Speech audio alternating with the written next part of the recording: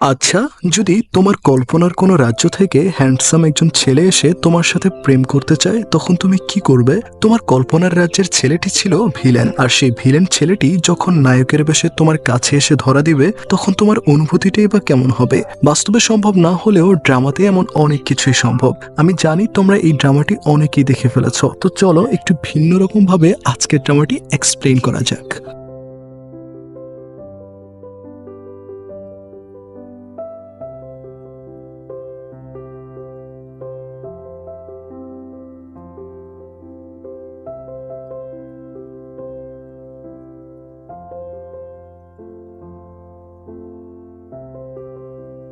গল্পের শুরুতেই আমরা ন্যাংশিন নামের এই মেয়েটিকে দেখতে পাই, আর তার পেছন পেছন একটি ছেলে আসছিল। ছেলেটি তাকে মনে মনে অনেক পছন্দ করে, তাই তাকে পটানোর চেষ্টা করে। তখন পাশে থাকা একটি মেয়ের পার্টস চুরি করে বাইকে থাকা লোকটি ছুটতে শুরু করে। ন্যাংশিন তখন তার হাতে থাকা বইটি লোকটিকে টার্গেট করে মারতে থাকে, আর তাকে একের পর এক রামধোলাই করতে শুরু করে। তখন তাকে পছন্দ করা সেই ছেলেটি ন্যাংশিনকে ছেলেদের মতো মারপিট করতে দেখে ভয়ে দৌড় শুরু করে। পরের সিনে ন্যাংশিন একটি ম্যাগাজিন বের করে, সেখানে জিচেন নামের এই ছেলেটিকে দেখানো হয়। জিচেন হলো বিখ্যাত উপন্যাস লেখক, আর ন্যাংশিন তার অনেক বড় ফ্যান। তখন সে ল্যাপটপ অন করে তার লেখা উপন্যাসটি দেখতে থাকে, কিন্তু সেখানে দেখতে পায় সবাই তার লেখা উপন্যাস নিয়ে বাজে বাজে কমেন্ট করে যাচ্ছে। কমেন্টগুলো ছিল, গল্পটি একদমই সাদামাঠা, গল্পে ভিলেন না থাকলে এটা কোনো গল্প হলো? ন্যাংশিন বলে, চুপ করো তোমরা, আমি এখনই গল্পে ভিলেন তৈরি করছি। তখন তার গল্পে একজন সুদর্শন ভিলেন তৈরি করে, যার নাম হলো উডি। উডি তার সুপার ন্যাচারাল পাওয়ার দিয়ে অনেক অসম্ভবকে সম্ভব করতে পারে,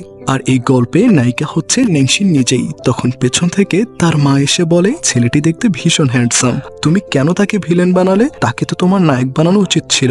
ন্যাংশিন বলে, না আম্মু, সে একজন ব্যাড বয়। পরের সিনে ন্যাংশিন তাদের দেবতার নিকট এসে বলে, প্লিজ আমাকে আগামীকাল ইন্টারভিউতে পাশ করিয়ে দিও, যেন আমি জিচেনের অ্যাসিস্ট্যান্ট হতে পারি। তখন সেখানে একটা কাপল চলে আসে।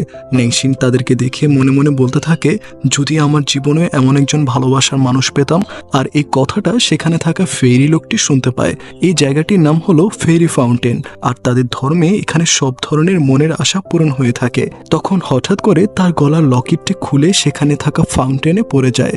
লকেটটি সে কোনোভাবেই ধরতে পারে না। লকেটটি পানির নিচে গিয়ে একজন সুদর্শন ছেলেতে পরিণত হয়। তখন ন্যাংশিন সেটা নেওয়ার জন্য পানির নিচে ডুব দিলে এক অন্য জগতে হারিয়ে যায়, আর সেই ছেলেটিকে দেখে অবাক হয়ে যায়। কিন্তু যখনই তাকে টাচ করতে যায়, ঠিক তখনই ম্যাজিকের মতো কিছু একটা ঘটে। চোখ খুলে ন্যাংশিন দেখে সেই ছেলেটি তার কোলে শুয়ে আছে।